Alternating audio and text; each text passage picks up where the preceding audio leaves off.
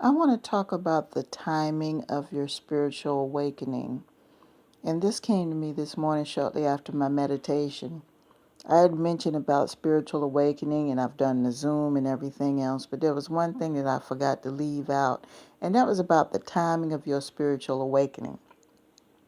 By this time, after you've made your spiritual connection, you already understand that your Creator is in a realm that is not your realm. The spiritual realm has a different clock. They have different timing. So, with that being, you understand that. So, because of that, you have a little bit more respect for the energy and the time that you're being blessed with. You start spending your time and your energy differently, which means you're going to start moving differently. You're going to start acting differently.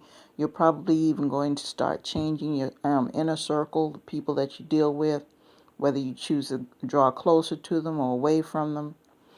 And some people who see that this is going on, it affects them in a way where they're at a level of confusion. And they may display it in a way where they're trying to mirror your behavior, but it's not true. They're trying to mirror your behavior in an effort to keep up with you. What they'll do is try to say, oh, well, you know what, I'm going through that too. That's great, that's wonderful, when deep down they're not going through it. What they're doing is they're trying to get close to you. It's a form of emotional manipulation. They're trying to get close to you in an effort to, get some of your energy from you. And let me give you an example. Maybe you can understand, because it's kind of hard to articulate. I can see the scenario play out in my mind. So let me go ahead and describe it for you. Have you ever been in a situation where you accomplish something in your life and you get around certain people, and the minute that you say that you accomplished that thing, all of a sudden that person has accomplished the same thing? They'll come back at you and say, oh yeah, I did that such and such, or I'm getting ready to do that too. They hadn't even thought about it until you opened your mouth and said something. Have you ever come across those people? Well, that's exactly what I'm talking about. They're trying to mirror your behavior. That deep down, they're either intimidated, they're either confused, or they're jealous of your change. They want to change in that direction, but they can't, or they won't. And they probably won't, because they know that if you have to make that spiritual transformation, you've got to clean up some dirty laundry. And a lot of people don't want to do that. They just want to say the past is the past. Don't try to rectify anything. Don't try to fix anything. Don't try to change any behaviors. Don't try to repair any damage. Don't try to do anything to fix the past and learn from it. They want to say, oh, it's just the past, and just keep right on going, pretend it doesn't exist. That's not doing spiritual work, people. Don't get me wrong. The past is gone, true. But there were lessons in the past. And there were part of things in your past that you picked up that brought you to where you are today. The good, the bad, and the ugly, there were lessons in all of them. They were pivotal parts of what you are today. So what you have to do is accept the fact, okay, the past is over.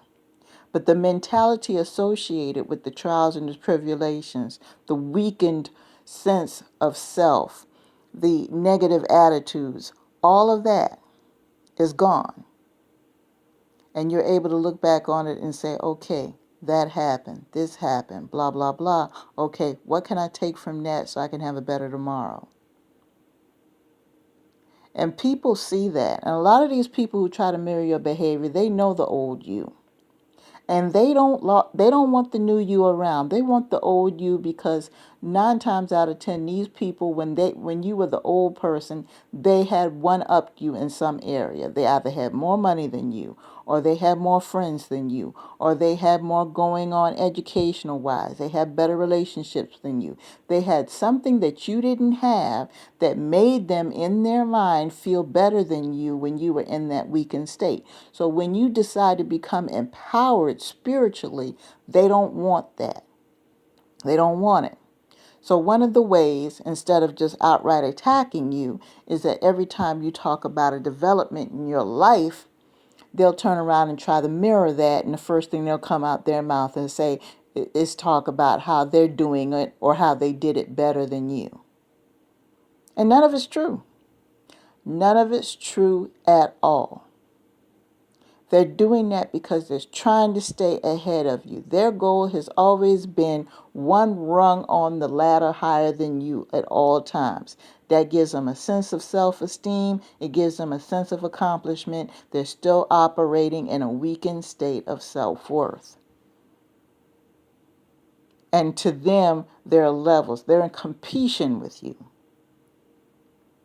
So you got to be careful when you come across these people. What I personally say is the less you say, the better.